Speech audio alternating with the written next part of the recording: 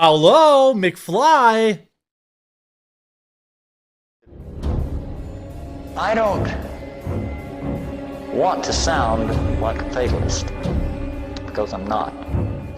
I'm absolutely convinced that ultimately the principles of freedom shall prevail.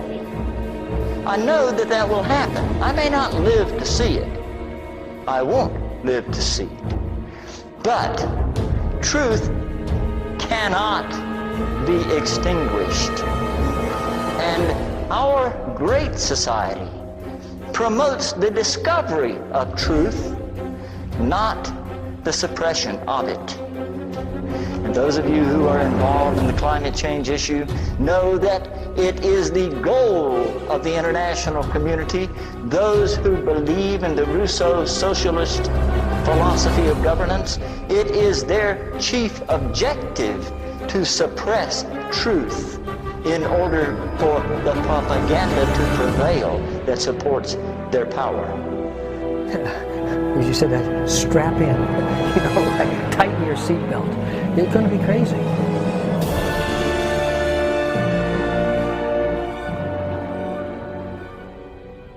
In a document called The First Global Revolution, authored by Alexander King and Bertrand Schneider, on pages 104 and 105, it stated, "In searching for a new enemy to unite us, we came up with the idea that pollution, the threat of global warming, water shortages, famine and the like would fit the bill.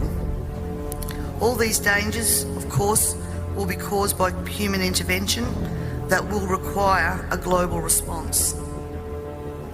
That's the origin of global warming, ladies and gentlemen. Some people involved may actually have a pure heart and believe in it the way you do. Most do not. Those who want more government controls are never going to come out and say it. They've got to trick you into it. But the more you follow the usual suspects, the more you'll recognize their hallmarks, and the more you can ring the bell and protect your own community.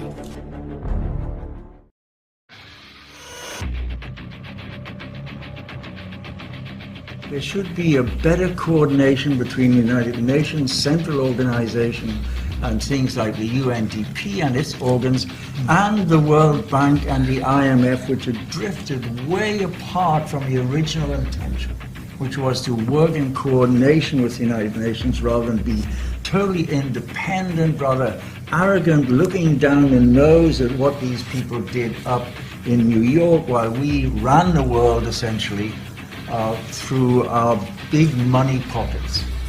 I just hope that in 5 to 10 years' time we will be at the bottom end of a political leadership trough at the moment. I'm hoping it will come up and we will get political leadership. But we need international structures of far greater power and authority and respect. To that I have a pretty straightforward answer. It depends on whether Donald Trump is re-elected as US president next year or not.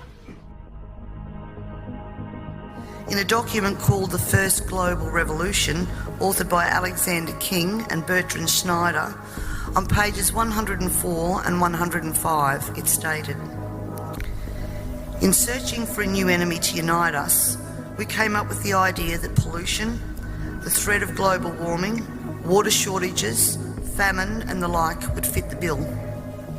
All these dangers, of course, will be caused by human intervention that will require a global response." That's the origin of global warming, ladies and gentlemen. Peter, what are we seeing on this wall? Well, you're seeing the history of much of the last 60 years in terms of technology and ideas that have had a huge impact in the world. Jay Forrester passed away last fall, and about 3 weeks ago we had a celebration here of his life. So this goes from the 1930s, in his early life, 40s. He was actually If anything, if anybody could be called the inventor of the modern digital computer, Jay would be it. He led the team at MIT that built the first general-purpose digital computer. That's stuff you see over here. How IBM got involved. IBM was their contractor. That's how IBM got into computation, into digital computers. Computers.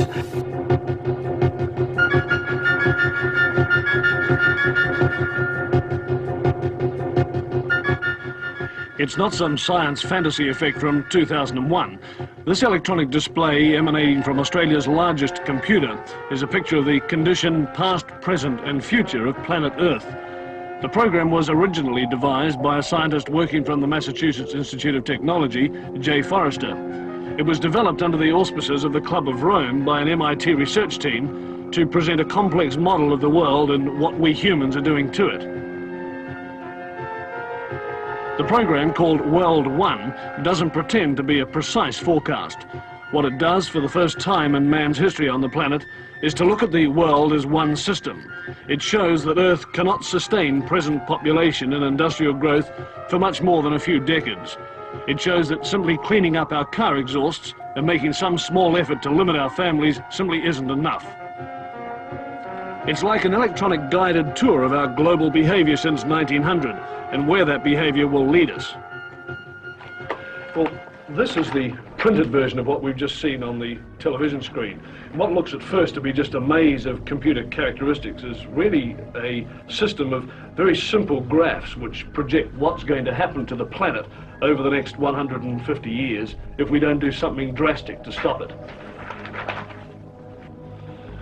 Down the left-hand side of the graph is the date, 1900, 1940, 1980, 2020, right down to 2060. Now, each of these lines of letters represents a curve showing some aspect of the condition of the planet. The further out this way they go, the greater that figure is. The further this way, the less. For example, P represents population. So here it is at 1900. And then it comes up to 1940, it starts to take off. Here we are at 1980, up to the turn of the century, and then it starts to peter off. Let's now have a look at this next curve, the Q curve, which is the quality of life. And this is represented by, for example, the amount of space people have, the amount of money they have to spend, the amount of food they have to eat. Now, it increases rapidly up to 1940, but from 1940 on, the quality of life diminishes. And here we are about the turn of the century, and we come up to the year 2020, and it's really come right back. More people, of course, means that you start to chew up your supply of natural resources. And this is this curve here, the N curve, that shows that slowly but steadily the pool of natural wealth in the world, natural resources, minerals, oil and so on, is slowly but steadily diminishing. So this is the situation. As population increases, the quality of life decreases and the supply of natural resources decreases. But have a look at this curve here. This is called the Z curve, and it represents pollution. Now, predictably enough, as the population increases up to 1980, pollution increases. There's more rubbish. But from 1980 to the year 2020, pollution really takes off. This is assuming, of course, that we don't do anything about it. So the year 2020, the condition of the planet starts to become highly critical. And if we don't do anything about it, this is what's going to happen. The quality of life is going to go right back to practically zero.